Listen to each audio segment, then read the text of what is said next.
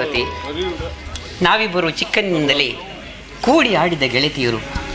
ಈಗ ಮದುವೆಗ ವಯಸ್ಸಿಗ ಬಂದ ನೀನು ನಾವು ಆಗಲೇ ಮದುವೆಯಾಗಲೇಬೇಕು.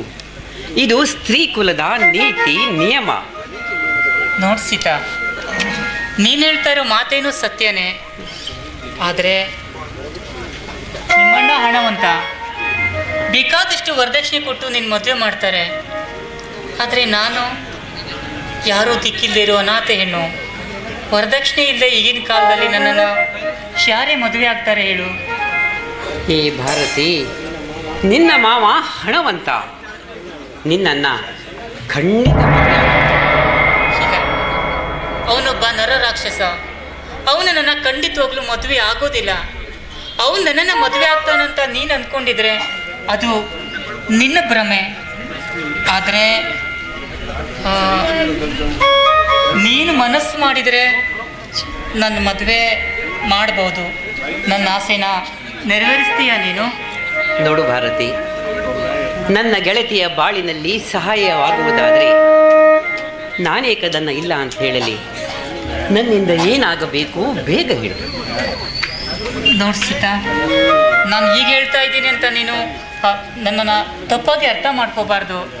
ಆದರೆ ನಾನು ಈ ವಿಷಯವನ್ನು ನಿನ್ನ ಹತ್ರ ಹೇಳಿದೆ, ಬೇರೆ ಯಾರ ಹತ್ರ ತಾನೇ ಹೇಳೋದಕ್ಕೆ ಸಾಧ್ಯ? ನಿನ್ನ ಅಶೋಕಣ್ಣ ಇದ್ದಾರಲ್ಲ,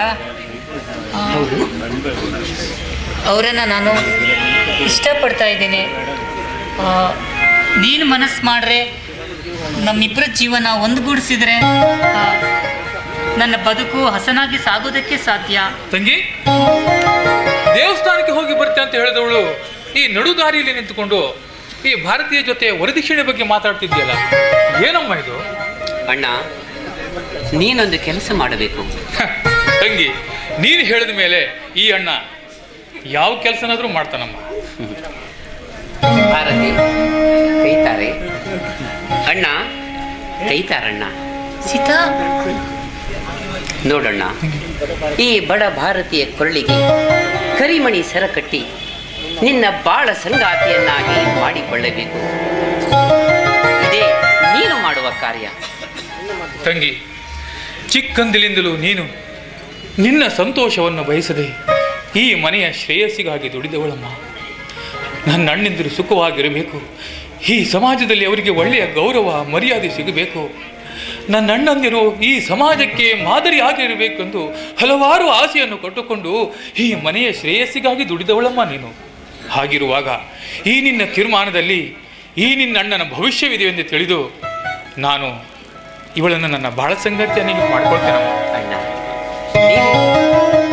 ನೀವಿಬ್ಬರು ಮಾತನಾಡುತ್ತಾ ಇರಿ, ನಾನು ಬೇಗ ದೇವರ ಗುಡಿಗೆ ಹೋಗಿ ಬರುತ್ತೇನೆ.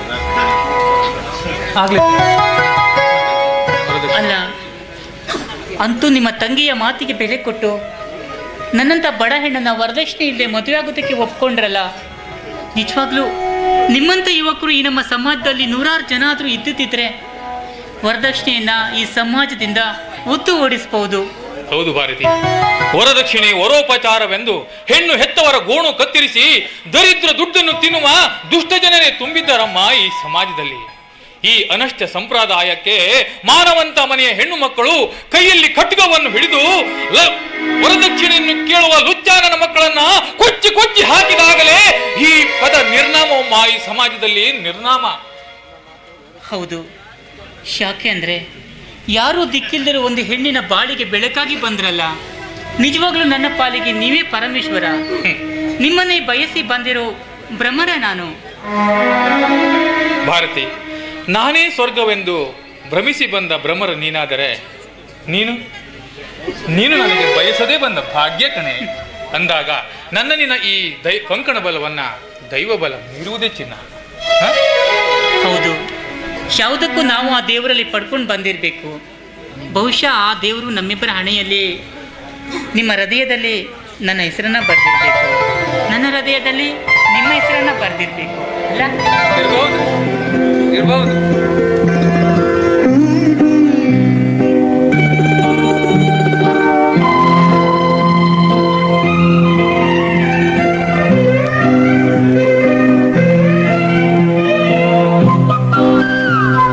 ಧನ್ಯವಾದಗಳು.